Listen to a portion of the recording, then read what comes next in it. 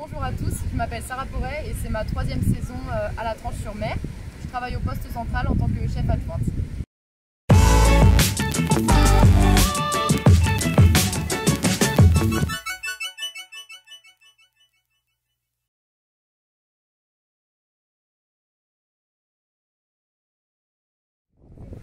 Ici le poste il ouvre à 10h, pour un début de surveillance à 10h30.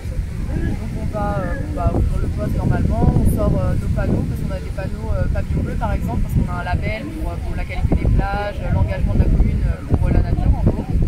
Et puis on sort le quad, le rescue, notre mirador aussi qui est sur la plage. Et puis on va s'occuper du bateau, donc vérifier qu'il est bien gonflé, remettre de l'essence si on a besoin. Comme ça on sait qu'à 10h30 quand on lève notre flamme, tout le dispositif est prêt pour pouvoir commencer la surveillance. Voilà, après nous pour notre matériel personnel on a nos palmes, notre radio pour communiquer entre nous, voilà.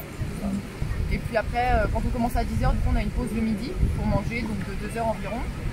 Et après on revient pour 14h30 pour finir la surveillance à 19h et 19h tout remballer.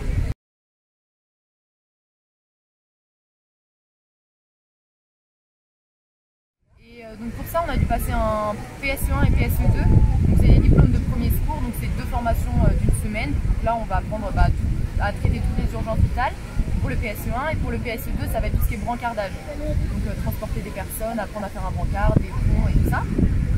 Et après pour la partie aquatique on doit passer un BNSSA, donc ça par exemple c'est proposé aussi dans les lycées, ils peuvent les passer, voilà, donc il y a des épreuves aquatiques. Et en plus, donc ça suffit pour travailler dans les piscines par exemple, et pour travailler en mer on passe un SSA. Et donc là c'est apprendre à se servir du matériel en mer, donc avoir une planche, donc un rescue, se servir des flics, tout ça.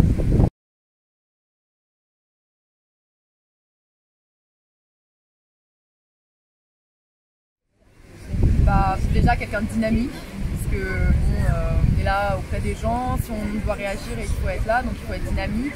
Et puis même moi par exemple, pour gérer mes équipes, les gens dynamiques c'est quand même beaucoup plus agréable à diriger, des gens volontaires et qui savent garder leur sang-froid. Parce que quand on part en intervention, qu'on a plusieurs choses en même temps, plusieurs personnes qui viennent nous demander des choses, il faut pouvoir cadrer, envoyer telle personne là, traiter l'urgence d'abord, voilà, je dirais ça.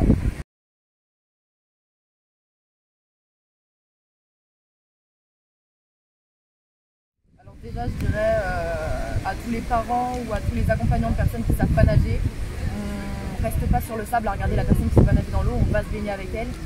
Ça nous éviterait beaucoup de choses que de voir des parents allongés sur le sable, à regarder leurs enfants boire la tasse. Déjà ça, et aussi quand on arrive sur une plage, de regarder la signalisation. Toute la journée on vide le chenal pour les bateaux, pareil là-bas au niveau de l'ONIS parce que les gens vont se baigner alors qu'il y a des panneaux qui indiquent que la baignade est interdite. Donc juste respecter ces consignes-là déjà, ça nous aiderait beaucoup parce que ça nous permettrait de nous concentrer sur la surveillance vraiment des gens plutôt qu'à aller décaler dans la zone de bain toute la journée.